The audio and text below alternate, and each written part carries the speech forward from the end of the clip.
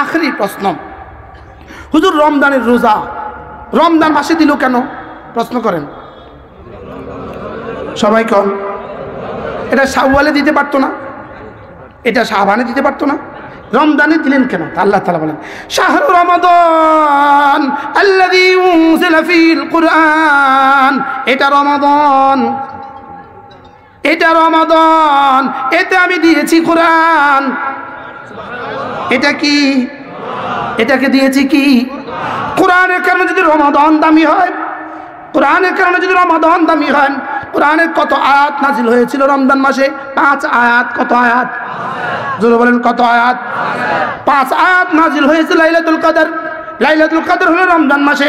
এই জন্য যদি রমজান মাস এতটা দামি হয়, রমজান মাস যদি শ্রেষ্ঠ হয়, তাহলে কোরআনে কারিমের 6666 আয়াত আলা ইখতিলাফিল আকওয়াল, 6666 আয়াত যে হাফেজে কোরআনের সিনায়, যে আলেমে দ্বীনের সিনায়, তার দাম কত? সুবহানাল্লাহ বলবেন না? আচ্ছা, শুধু কোনো রকমে 4টা সূরা শিখছে, 4টা সূরা। এখন সে যদি বলে আমি সব পারি, ওলামা ইকরাম লাগবে না? হ্যাঁ জোরে কও। এটা কি? শুধু কোন রকমে 10 টাকা দামের একটা মেডিকেলের বই পড়ছে, পড়ে যদি বলে আমি মেডিকেলের সব পারি, হ্যাঁ এটা কি? মূর্খ। এটা কি? আচ্ছা, আমাদের দেশে রাজমিস্ত্রি আছে না? এরা অনেক সময় অনেক কিছু বুঝে কিনা বলেন? অনেক বিল্ডিং এর অনেক কিছু বুঝে না? এখন সে যদি বলে বুয়েটা লাগবে না, মেন্টাল, কে জানি কয় মেন্টাল। এটা কি? এরা যেমন যারা বলে ওলামা ইকরাম লাগবে না, এরাও তেমন। এরাও কি? তাহলে কোরআনের কারণে যদি রমাদান দামি হয়, কোরআনের কারণে ওই মানুষগুলো কত দামি? সুবহানাল্লাহ। আল্লাহ তাআলা মেহেরবানি করে আমাদেরকে বোঝা মানা সহজ করে দেন। তাহলে রমাদানে কি কাজ পাইলাম? ভুলে গেছি। আবার বলেন, দিনে সিয়াম রাতে কিয়াম, দিনে সিয়াম রাতে কিয়াম। এবার সাহাবা ইকরাম জিজ্ঞেস করলেন, ইয়া রাসূলুল্লাহ ওমা আফদালুস সাওম, ওগো আল্লাহর নবী, কোন রোজাটা সবচেয়ে বেশি দামি? কোন রোজাটা সবচেয়ে বেশি দামি? রাসূল বলেন আকতারুয়া যিকরান লিল্লাহি আযজা ওয়া জাল, যেই রোজাতে জিকির যত বেশি হয়, এই রোজা তত দামি হয়।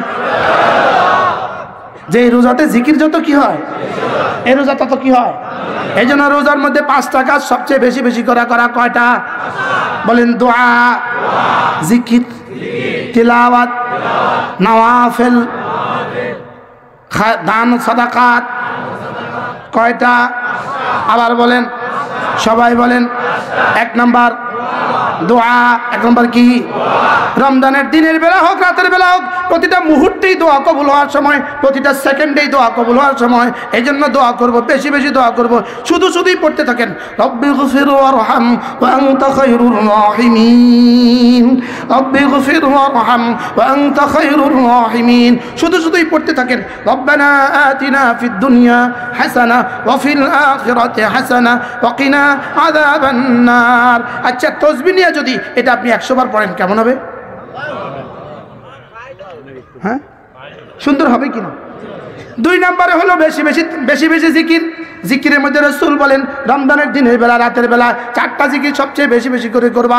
1 নম্বরে লা ইলাহা ইল্লাল্লাহ, লা ইলাহা ইল্লাল্লাহ, লা ইলাহা ইল্লাল্লাহ।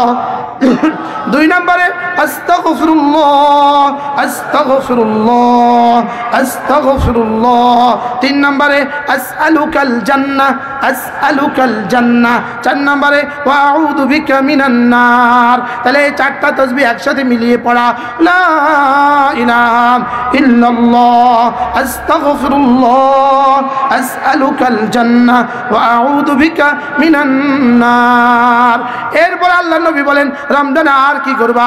রমজানে বেশি বেশি তেলাওয়াত, রমজানে বেশি বেশি তেলাওয়াত, রমজানে বেশি বেশি কি? যিনি 10টা সূরা কমপক্ষে শুদ্ধ পারেন না, যেই মুসলমান সূরা ফাতিহা শুদ্ধ পারেন না, কমপক্ষে 4টা সূরা বিশুদ্ধ পারেন না, আপনার ঈমানের সমস্যা আছে। কষ্ট হয়ে গেছে মনে হয়, শক্ত হয়ে গেছে কথাটা। আপনার ঈমানে কি আছে?